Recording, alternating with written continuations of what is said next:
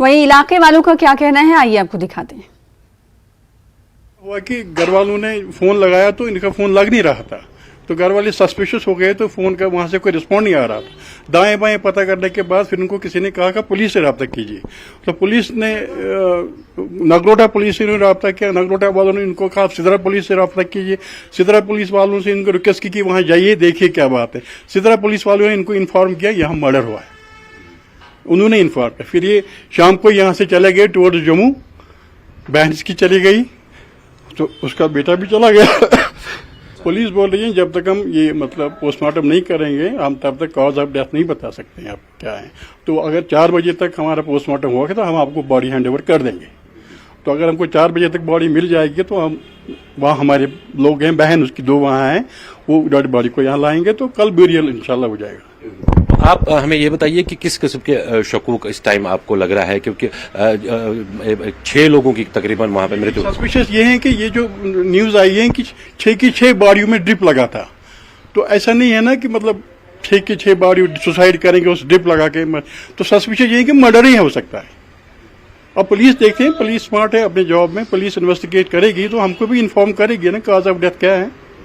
तो हम पुलिस पे हमें पूरा एतमाद है, पुलिस पे पूरा एतमाद है, ये मकामी लोगों की तरफ से कहा जा रहा है। परवेज भट्ट जो कि नुमाइंदा हैं हमारे श्रीनगर में, उन्होंने जाके एक शख्स जिनकी लाश बरामद की गई है, जिनका ताल्लुक श्रीनगर के बरजला से है, वहां पर वो जाकर उनके घर वालों से उन्होंने मुलाकात की, उनसे बातचीत की। उनके घर वालों की तरफ से कई शुकूक व शुबहात का इजहार किया जा रहा है। परवेज का ही रुख कर लेते हैं, सीधे तौर पर उन्हीं से जानने की कोशिश करते हैं कि किन किन जावियों से इस पूरे मामले की जांच की जा रही है। जो एक श्रीनगर के बरजला से जिनका ताल्लुक था, जिनकी लाश बरामद की गई है, 5 में से 6,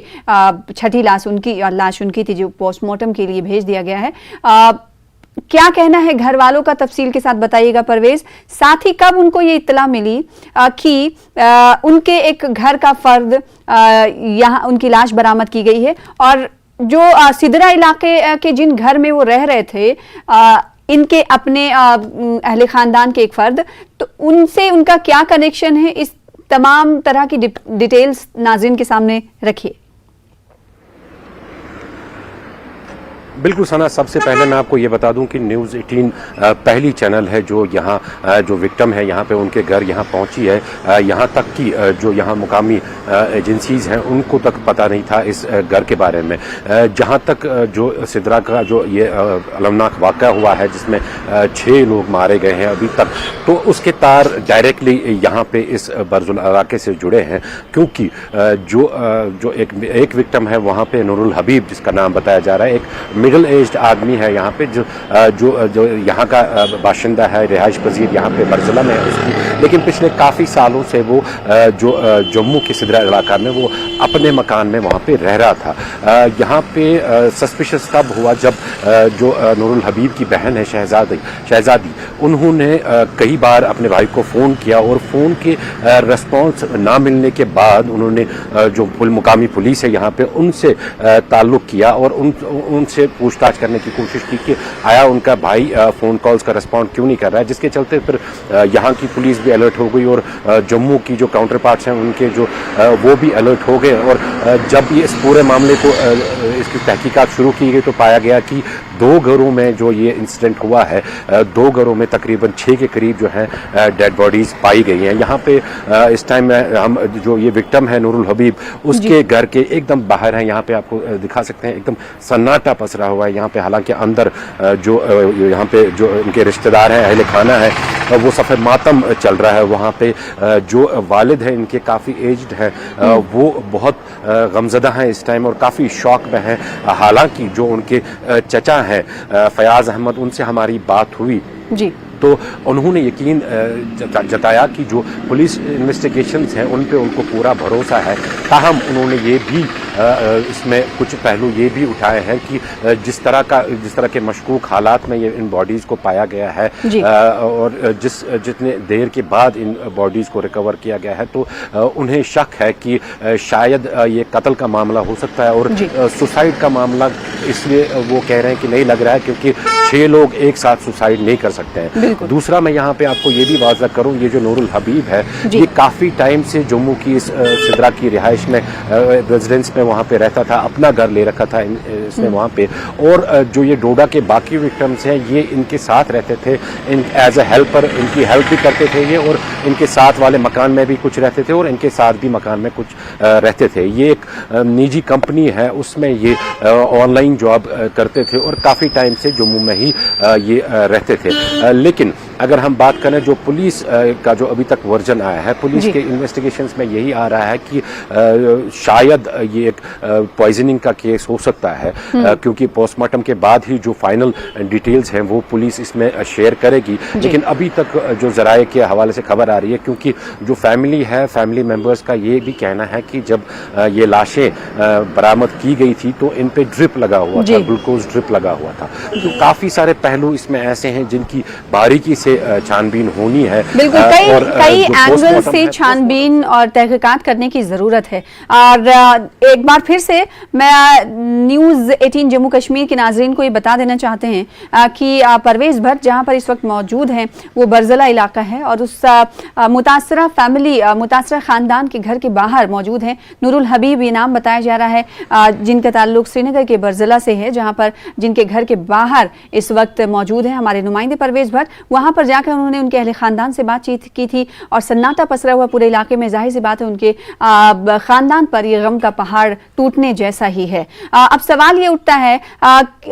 यहाँ पर यह भी तफसील बताने की जरूरत है एक बार फिर से, क्योंकि परवेज भट्ट ने पूरी तस्वीर जो है क्लियर कर दी है। इनका नूरुल हबीब जो थे वो श्रीनगर के बरजला से ताल्लुक रखते थे और बकिया गुज़िश्ता कई सालों से वो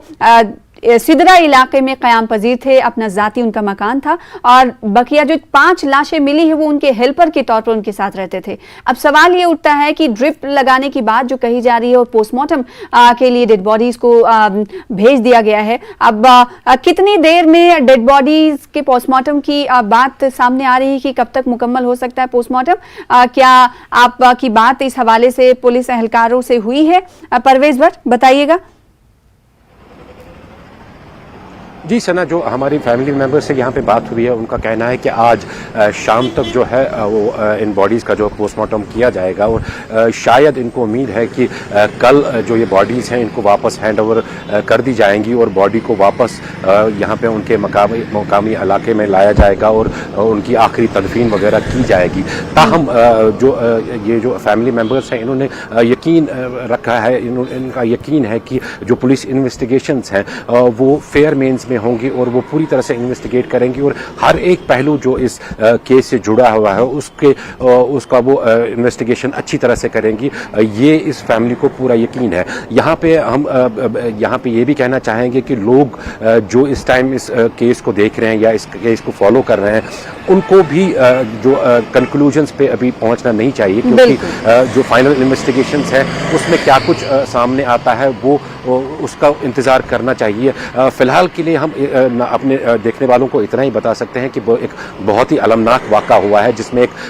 मिड एज जो यहाँ पे काफ़ी टाइम से जम्मू में रह रहे थे, अपना निजी बिजनेस कर रहे थे। सना, मैं आपको यहाँ पे ये भी बता दूं कि जो ये हेल्पर्स वगैरह थे इनके साथ जो रहते थे, ये जो नूरुल हबीब है ये काफ़ी तरीक़ों से इनकी हेल्प करते थे, फाइनेंशियली भी इनको पढ़ाते थे भी, क्योंकि खुद भी काफ़ी एजुकेटेड हैं ये और एक बहुत ही एजुकेटेड फैमिली से ये ताल्लुक़ रखते हैं। इनके जो चचा हैं वो भी DIG रह चुके हैं यहाँ पे और फादर भी इनके जो हैं वो इंफॉर्मेशन में एक बहुत ही सीनियर ऑफिसर रह चुके हैं। तो काफ़ी एक अच्छी फैमिली से ये बिलोंग करते थे और काफ़ी जो इनकी फैमिली का कहना है कि काफ़ी हेल्प ये इन हेल्पर्स की करते थे। अब क्या मामले पेश आए हैं, किस तरह से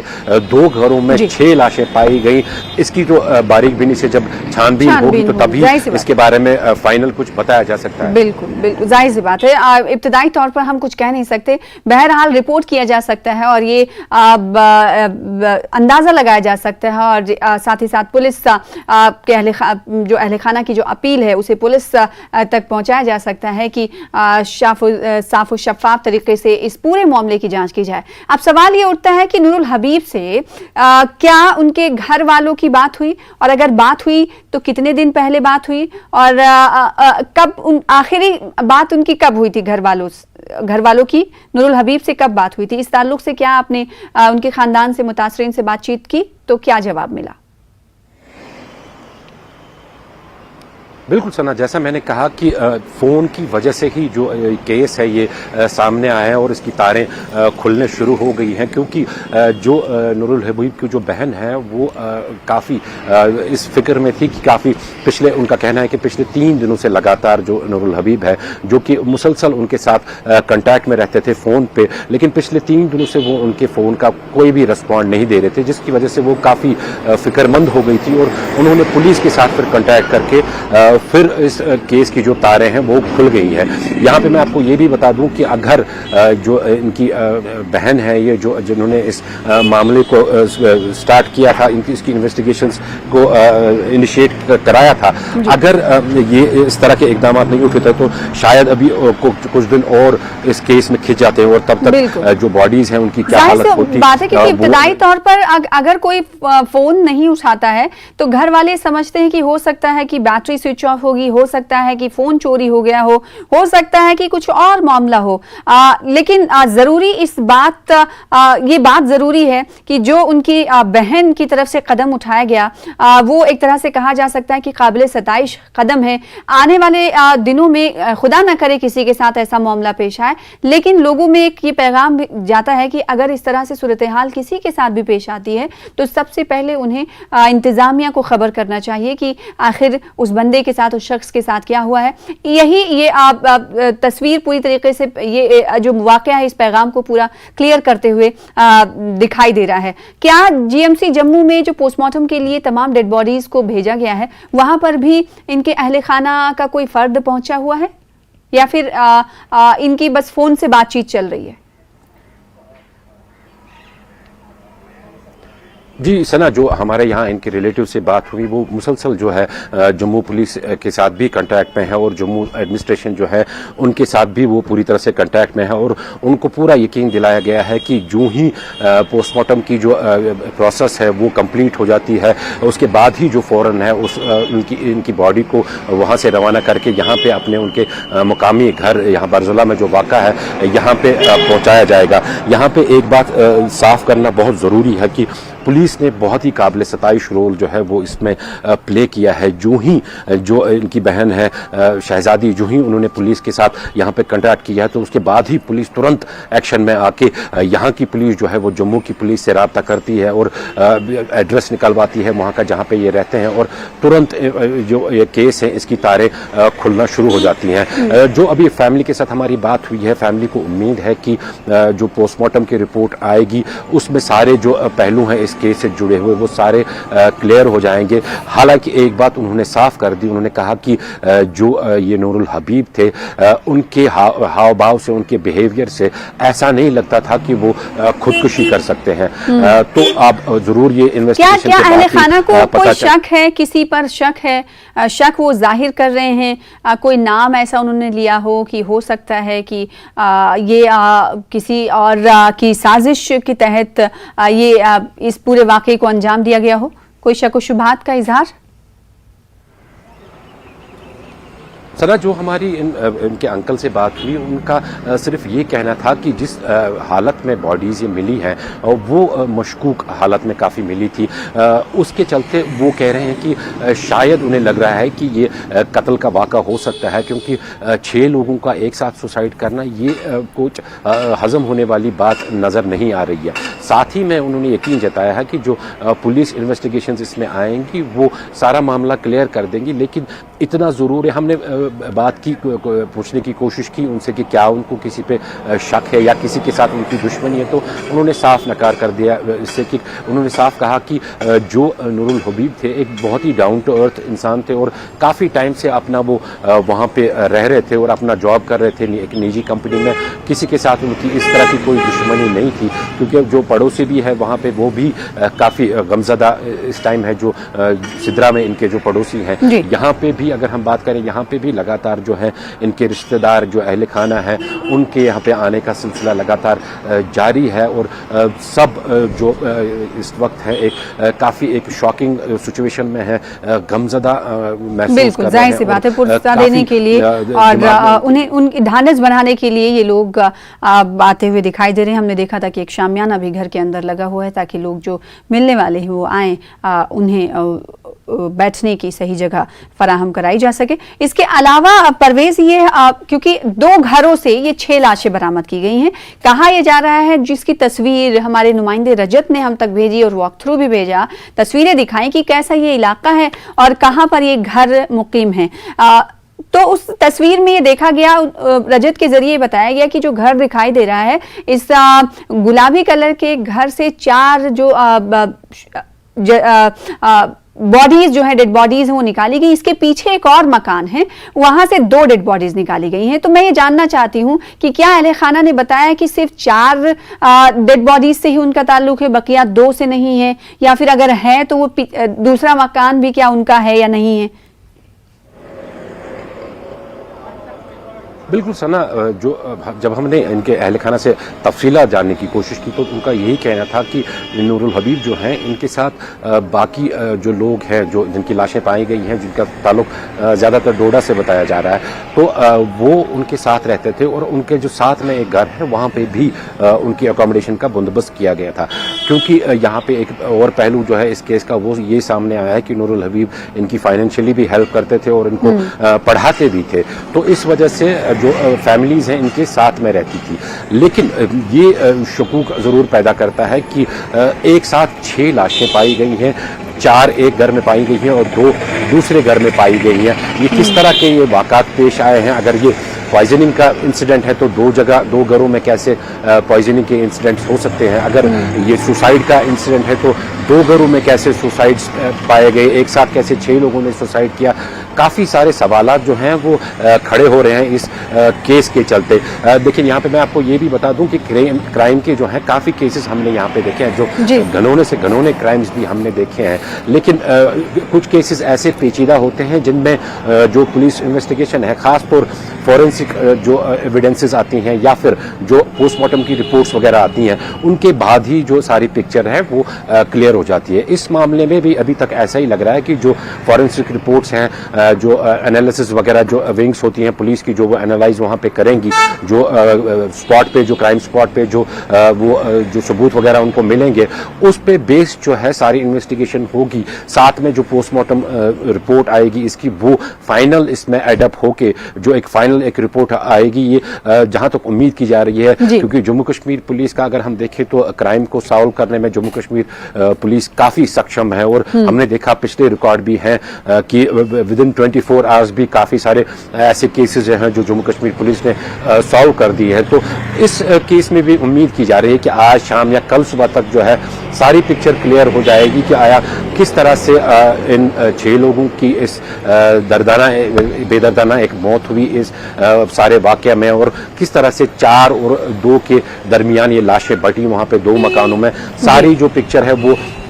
पुलिस इन्वेस्टिगेशन के बाद क्लियर होके जो लोग हैं उनके सामने आएगी। जी, जाहिर सी बात है, और इस पूरी तस्वीर अभी इब्तदाई तौर पर तो क्लियर होती हुई नजर नहीं आ रही है। हमको इंतजार करना होगा कि आखिर कौन कौन से तार जुड़े हुए हो सकते हैं। लेकिन अहम सवाल ये है कि अगर इस तरह का वाकया पेश आता है तो आखिर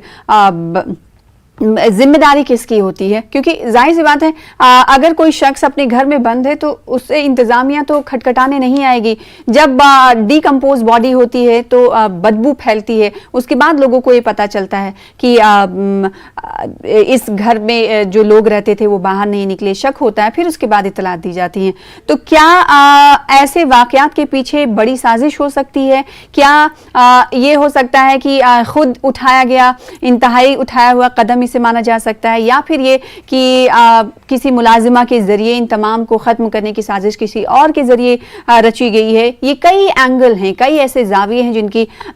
जिनके जवाब मिलने बाकी, जिनकी तफ्तीश होना बाकी। हालांकि फॉरेंसिक टीम, नाज़रीन आपको बता दें कि मौके वारदात पर मौजूद है। तमाम डेड बॉडीज को, तमाम लाशों को पोस्टमार्टम के लिए भेज दिया गया है। तकरीबन शाम तक ये कहा जा रहा है कि 6 लाशों का पोस्टमार्टम कर दिया जाएगा और अहले खाना में गम देखा जा रहा है पूरी तरीके से। बरजला से नूरुल हबीब का ताल्लुक है, जो इन तमाम को अपने साथ रख कर उनकी मदद भी करते थे या हेल्पर के तौर पर उनके साथ रहते थे। कब कब ये घर आते थे? इस ताल्लुक से अरसे की बात अगर करें तो जाहिर सी बात है बहुत ज्यादा दूर नहीं है जम्मू का, श्रीनगर से।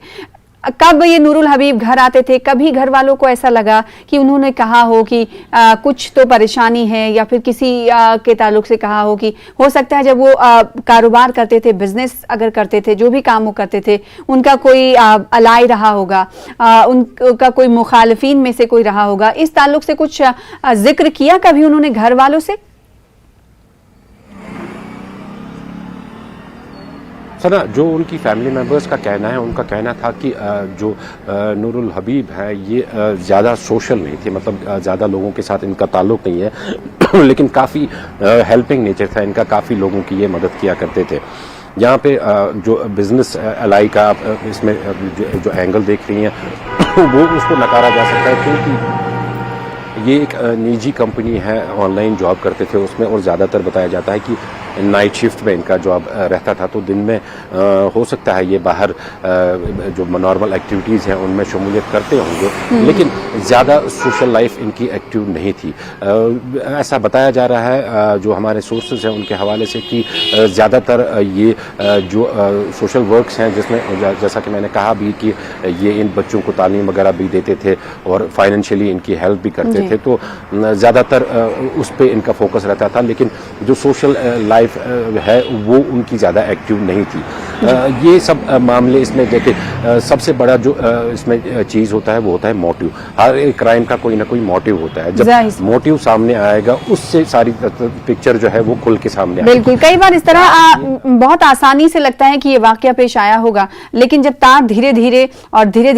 तहकीकात जो है गहराई की तरफ जाती है तो कई ऐसे इंकशाफात होते हैं जिससे दिल दहला देने वाला, या फिर ये कहें कि हैरान कुन इंकशाफात होते हैं जिसका अंदाजा भी नहीं लगाया जा सकता। बहुत शुक्रिया परवेज हमारे साथ जुड़ने के लिए, और पहली बार एक्चुअल टाइम पर वहां पर पहुंचने के लिए, साथ ही नाज़रीन को ये तस्वीरें दिखाने